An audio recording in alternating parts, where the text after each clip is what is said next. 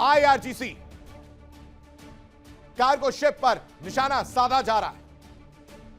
Iraq के कसर के पास यह अटैक देखने को मिला है। डबल अटैक, पहले मिसाइल से, उसके बाद ड्रोन से अटैक किया गया कार्गो शिप पर। और इस शिप का नाम एमएससी सारिस्का बताया जा रहा है। सारिस्का जहाज को निशाना बनाया गया। मिसाइल के बाद ड्रोन स्ट्राइक देखने को मिली है। और इस पूरी हमले की जिम्मेदारी ईरान ने ले ली। ईरान कह रहा है कि आईआरजीसी ने बहुत बेहतरीन काम किया। समंदर में दहला देने वाला विस्फोट देखने को मिल रहा है दर्शकों, तो बातचीत कैसे होगी? हमले अगर होते रहेंगे तो रास्ता कैसे निकलेगा? समंदर में अफरा तफरी का माहौल रहेगा। समंदर में युद्ध का नया मोर्चा नजर आएगा। तो ऐसे में खाड़ी में युद्ध का खतरा बढ़ता रहेगा। यही हकीकत है। रिपोर्ट देखिए।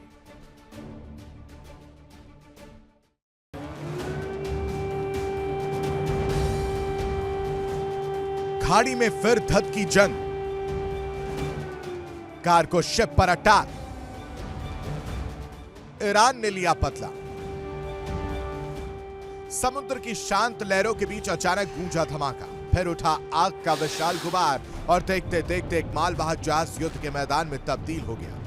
इराक के कसर बंदरगाह के पास हुए इस हमले ने पूरी खाड़ी क्षेत्र में सनसनी फैला दी है। ईरान ने दावा किया कि उसने इस जहाज को निशाना बनाते हुए पहले क्रूज मिसाइल दागी और फिर ड्रोन के जरिए दूसरा हमला किया, यानी एक के बाद एक दो घातक वार, ताकि निशाना पूरी तरह तबाह हो सके। ईरानी मीडिया के मुताबिक इस ऑपरेशन को आईआरजीसी की नौसेना ने अंजाम दिया और इस जहाज को निशाना बनाया गया। उसका नाम सारिस्का बताया जा रहा है।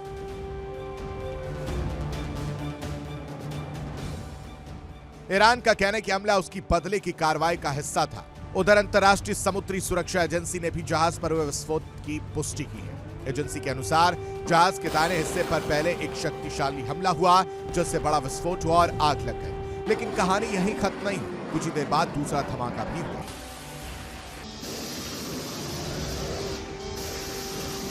जांच में सामने आया कि दूसरा हमला ड्रोन के जरिए किया गया था, यानी हमलावरों ने यह सुनिश्चित करने की कोशिश की कि जहाज बच ना पाए। हालांकि जहाज पर मौजूद क्रू और राहत टीमों ने तेजी दिखाते हुए आग पर काबू पा लिया, जिससे किसी बड़े समुद्री हादसे को टाल दिया गया। लेकिन इस घटना ने एक बार फिर दुनिया को चेतावनी दे दी है कि मिडिल ईस्ट का संघर्ष अब सिर्फ जमीन तक सीमित नहीं रहा।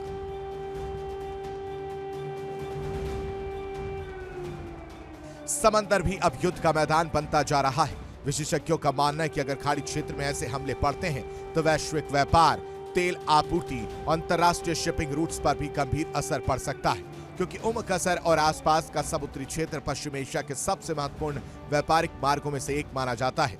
यहीं से रोजाना करोड़ों डॉलर का सामान दुनिया के अलग अलग हिस्सों तक पहुंचता है। ऐसे में कार्गो शिप पर हुआ यह हमला केवल एक जहाज पर हमला नहीं, बल्कि वैश्विक समुद्री सुरक्षा के लिए बड़ा खतरे का संकेत माना जा रहा है।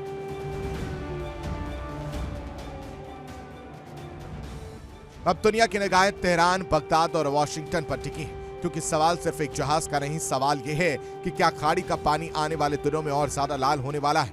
क्या मिसाइलों और ड्रोन की ये जंग समुद्री व्यापार को अपनी चपेट में ले लेंगी? और क्या मिडिल ईस्ट का संघर्ष अब एक नए और ज्यादा खतरनाक मोड़ पर पहुंच चुका है?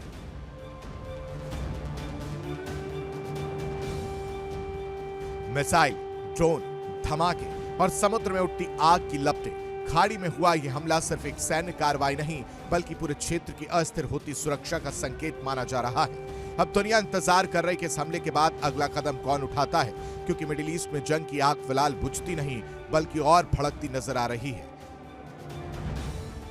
Bureau report, India daily.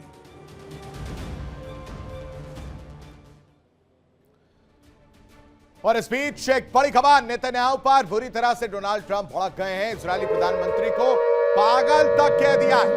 Netanyahu को फोन पर कड़ी फटकार डोनाल्ड ट्रंप ने लगाई है। हिजबुल्लाह पर हमले तुरंत रोकने को कहा है, यानी लेबनान पर हमले रोकने को कहा है। डोनाल्ड ट्रंप ने इजराइल के प्रधानमंत्री बेंजामिन नेतन्याहू को फोन पर कड़ी फटकार लगाई। उन्होंने इजराइल पर, हिजबुल्लाह पर हो रहे हमलों को तुरंत रोकने का दबाव डाला। ट्रंप ने कहा कि अगर वो ना होते तो नेतन्याहू जेल में होते। ये डोनाल्ड ट्रंप कह रहे हैं। मतलब यहां पर भी क्रेडिट चाहिए। डोनाल्ड ट्रंप नाराज हो गए, फोन उठाया, फोन घुमाया और कहा कि क्या कर रहे हो, हम यहां बातचीत कर रहे हैं, तुम वहां हमले किए जा रहे हो, पागल हो क्या? ये वर्ड थे उनके। और कह रहे हैं कि अगर मैं नहीं होता तो तुम जेल में होते। और इसके बावजूद नेतन्याहू ने कहा कि अगर हिजबुल्लाह ने हमला बंद नहीं किया तो इजराइल आतंकवादी ठिकानों पर हमला करना जारी रखेगा। ये बड़ी बात उन्होंने कह दी। यानी ट्रंप के दावे के बाद नेतन्याहू का भी बयान सामने आया। वार्ता से सैन्य अभियान नहीं रुकेगा। नेतन्याहू ने साफ तौर से यह कह दिया है कि आईडीएफ ऑपरेशन जारी रहेगा। मिडिल ईस्ट में तनाव इसी तरह से बढ़ता हुआ नजर आने वाला है। दर्शकों, एक तरफ डोनाल्ड ट्रंप फोन करके समझा रहे हैं कि मान जाओ, लेकिन नेतन्याहू कह रहे हैं कि नहीं, अगर उधर से हमले जारी रहेंगे, उधर से अटैक जारी रहेगा तो हम इधर से हमला जरूर करेंगे। लेकिन डोनाल्ड ट्रंप इसको लेकर नाराज है, पागल तक कह दिया इजरायली पीएम को, फटकार लगा रहे हैं और तो और गाली देने की बात भी सामने,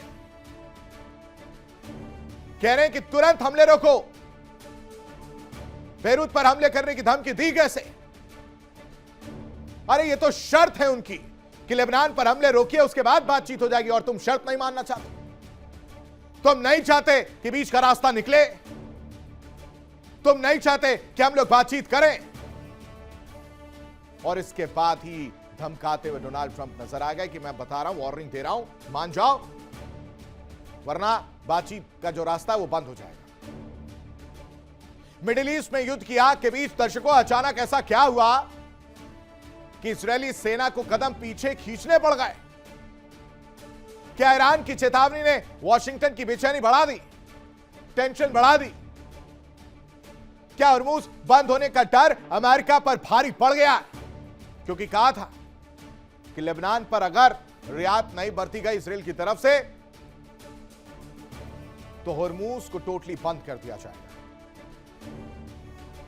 तो क्या इसी दबाव में ट्रंप ने खुद फोन उठाकर नेतन्याहू से बात करनी पड़ी? क्योंकि जब इजरायली टैंक और सैनिक बेरूत की तरफ बढ़ रहे थे, तब पूरा इलाका एक और बड़े युद्ध के मुहाने पर खड़ा दिखाई दे रहा था। यह पिक्चर दिख रही थी। ईरान ने साफ संदेश दिया था कि अगर हालात नहीं सुधरे तो बातचीत का रास्ता बंद होगा और खाड़ी क्षेत्र में बड़ा संकट खड़ा हो सकता है। और यह बात डोनाल्ड ट्रंप अच्छी तरह से जानते थे। और इसके बाद अचानक से देखिए क्या हो रहा है। इसके बाद अचानक से घटनाएं तेजी से बदल रही। ट्रंप ने नेतन्याहू से सीधी बातचीत की और दावा किया। दावा जो किया जा रहा है वो समझिए कि बेरूत की तरफ बढ़ रहे इजरायली सेना को फौरन वापस लो, वापस लौटने के लिए कहो, फैसला लो। और यह फैसला लिया गया। इतना ही नहीं, अमेरिका के प्रतिनिधियों ने हिजबुल्लाह के साथ भी संपर्क साधा। नतीजा यह कि दोनों तरफ से हमले रोकने की बात सामने अब आ रही है। लेकिन सवाल कि क्या ईरान की सख्त चेतावनी ने अमेरिका को बैकफुट पर ला दिया? यह सवाल है। अब ईरान की चेतावनी और ट्रंप की फोन की डिप्लोमेसी समझने की कोशिश करिए। आपको ग्राफिक्स के जरिए समझाने। ईरान की तरफ से धमकी दी जाती है,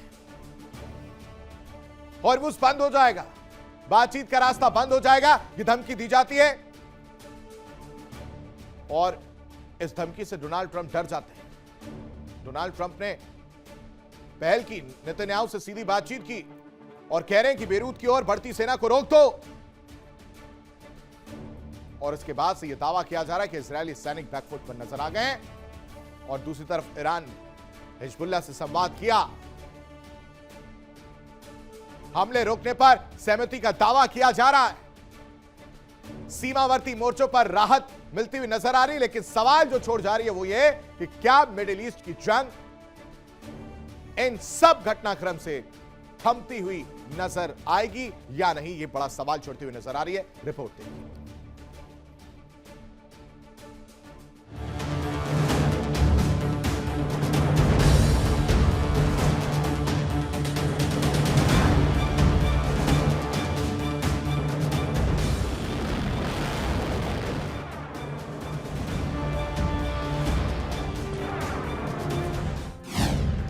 ईरान की धमकी का असर। ट्रंप ने नेतन्याहू को कॉल किया, लेबनान से लौटेगी इजरायली सेना। मिडिल ईस्ट में मिसाइल्स, ड्रोन और धमाकों के बीच अचानक शांति की बात होने लगी है और इस शांति के सबसे बड़े दावेदार हैं अमेरिका के राष्ट्रपति डोनाल्ड ट्रंप। ट्रंप ने सोशल मीडिया पर दावा किया कि उनके प्रधानमंत्री नेतन्याहू से बेहद सार्थक बातचीत हुई है।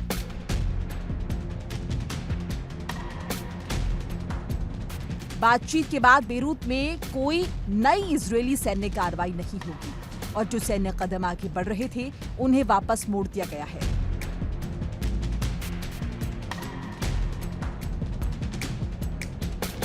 सिर्फ इजरायल ही नहीं, ट्रंप का दावा है कि उन्होंने हिजबुल्लाह से भी उच्च स्तरीय प्रतिनिधियों के जरिए संवाद किया और संगठन ने गोलीबारी रोकने पर सहमति जताई। यानी ट्रंप के मुताबिक फिलहाल दोनों पक्ष एक दूसरे पर हमला नहीं करेंगे, लेकिन कहानी का दूसरा पक्ष कहीं ज्यादा विस्फोटक है। ईरान ने अमेरिका के साथ चल रही अप्रत्यक्ष बातचीत को रोकने का ऐलान कर दिया है। तेहरान का कहना है कि लेबनान में इजरायली हमलों और संघर्ष विराम के कथित उल्लंघन के बीच अमेरिका के साथ किसी भी तरह की बातचीत का कोई मतलब नहीं रह जाता। यानी जहां ट्रंप शांति की तस्वीर पेश कर रहे हैं, वहीं ईरान उस तस्वीर को चुनौती देता दिखाई दे रहा है। दिलचस्प बात यह है कि ट्रंप ने ईरान के फैसले को ज्यादा तवज्जो नहीं दी। उन्होंने कहा कि अमेरिका पर किसी समझौते का दबाव नहीं है और अगर ईरान इंतजार करना चाहता है तो अमेरिका भी इंतजार कर सकता है। साथ ही ट्रंप ने साफ संकेत दिया कि सैन्य हमलों से ज्यादा असरदार हथियार आर्थिक और सामरिक नाकाबंदी है।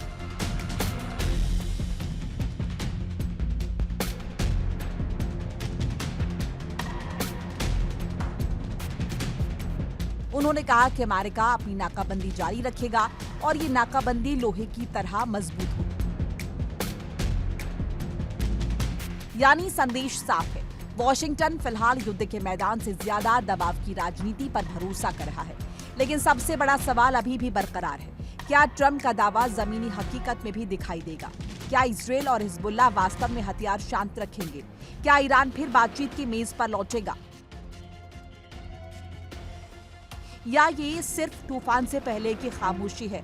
क्योंकि मिडिल ईस्ट का इतिहास गवाह है, यहाँ संघर्ष विराम की घोषणा और अगले मिसाइल के बीच का फासला कभी कभी सिर्फ कुछ घंटों का होता है।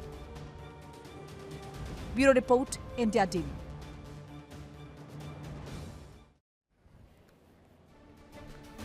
देखिए इंडिया डेली 24/7 अब आपके स्मार्ट टीवी पर।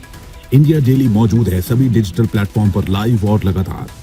इंडिया डेली 24/7 हर दिन राष्ट्र को समर्पित।